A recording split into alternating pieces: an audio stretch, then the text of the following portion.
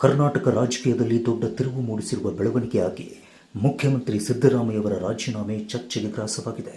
ಹಲವು ತಿಂಗಳುಗಳಿಂದ ನಡೆಯುತ್ತಿದ್ದ ರಾಜಕೀಯ ಊಹಾಪೋಹಗಳಿಗೆ ಕೊನೆ ಬಿದ್ದಂತಾಗಿದೆ. ಸಿದ್ದರಾಮಯ್ಯವರು ತಮ್ಮ ಸ್ಥಾನಕ್ಕೆ ರಾಜೀನಾಮೆಯನ್ನು ಸಲ್ಲಿಸಿ ಭಾವುಕ ವಿದಾಯ ಭಾಷಣ ಮಾಡಿದ್ದಾರೆ.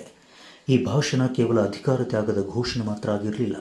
ಅದು ಅವರ ರಾಜಕೀಯ ಜೀವನದ ಸಾರಾಂಶ, ಸಿದ್ಧಾಂತಗಳ ಪುನರುಚ್ಚಾರಣೆಯಾಗಿತ್ತು ಮತ್ತು ಮುಂದಿನ ರಾಜಕೀಯ ಸಮರದ ಸುಳಿವು ಆ ಭಾಷಣದಲ್ಲಿ ಅಡಗಿತ್ತು.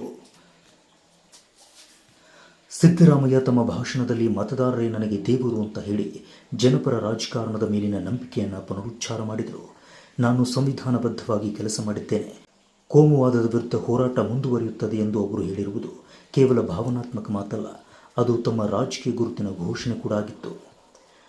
ತಮ್ಮ ರಾಜಕೀಯ ಪಯಣದಲ್ಲಿ ಹಣ ಸಂಪಾದನೆ ಅಥವಾ ಆಸ್ತಿ ನಿರ್ಮಾಣ ಮುಖ್ಯ ಉದ್ದೇಶವಾಗಿರಲಿಲ್ಲ ಎಂದು ಹೇಳಿದ ಸಿದ್ದರಾಮಯ್ಯ ತಮ್ಮ ಜೀವನ ರೂಪಿಸಿದ ಗುರುಗಳನ್ನು ಸ್ಮರಣೆ ಮಾಡಿಕೊಂಡರು.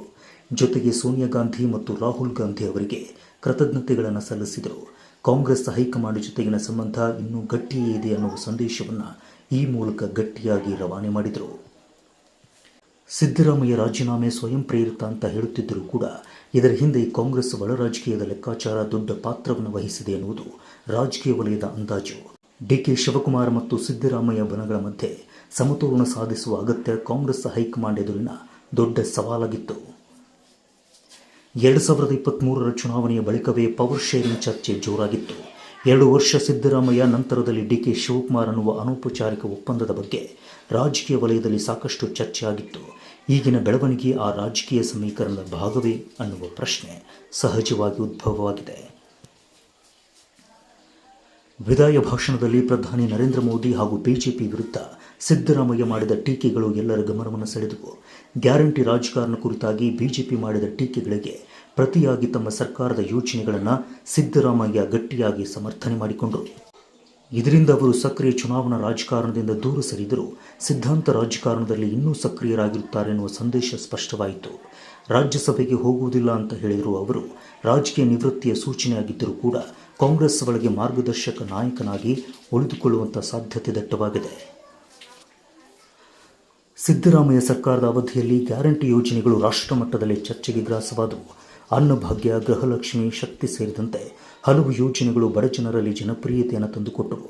ಇದೇ ಕಾರಣಕ್ಕೆ ಅವರ ಬೆಂಬಲಿಗರು ಸಿದ್ದರಾಮಯ್ಯ ಅವರನ್ನು ಬಡವರ ನಾಯಕ ಅಂತ ಗಟ್ಟಿಯಾಗಿ ಘೋಷಣೆ ಮಾಡಿದರು.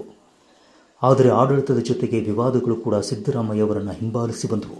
ಮುಡಾ ಪ್ರಕರಣ, ಭ್ರಷ್ಟಾಚಾರದ ಆರೋಪಗಳು, ಆಡಳಿತದ ವೆಚ್ಚದ ಕುರಿತಾಗಿ ಬಿಜೆಪಿ ಮಾಡಿರುವಂಥ ಟೀಕೆಗಳು ಸರ್ಕಾರಕ್ಕೆ ರಾಜಕೀಯ ಒತ್ತಡವನ್ನು ತಂದುಕೊಟ್ಟವು.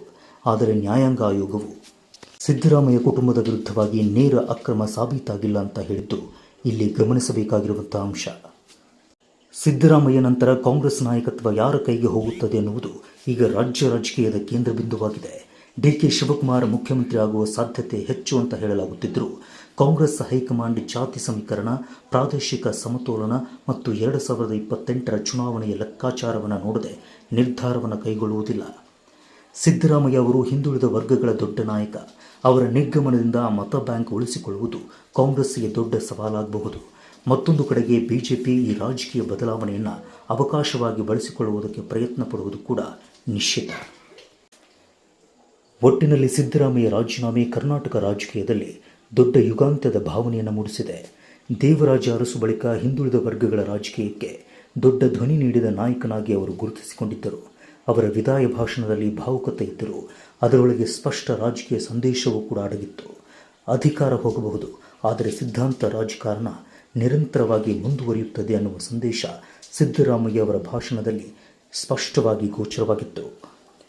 ಈ ರಾಜೀನಾಮೆ ಕಾಂಗ್ರೆಸ್ ಒಳ ಸಮತೋಲನದ ಭಾಗವೇ ಅಥವಾ ಹೊಸ ರಾಜಕೀಯ ಅಧ್ಯಾಯದ ಆರಂಭವೇ? ಎಲ್ಲ ಪ್ರಶ್ನೆಗಳಿಗೆ ಮುಂದಿನ ಕೆಲವು ತಿಂಗಳುಗಳ ರಾಜಕೀಯ ಬೆಳವಣಿಗೆಗಳೇ ಉತ್ತರವನ್ನು ಕೊಡಬೇಕಿವೆ.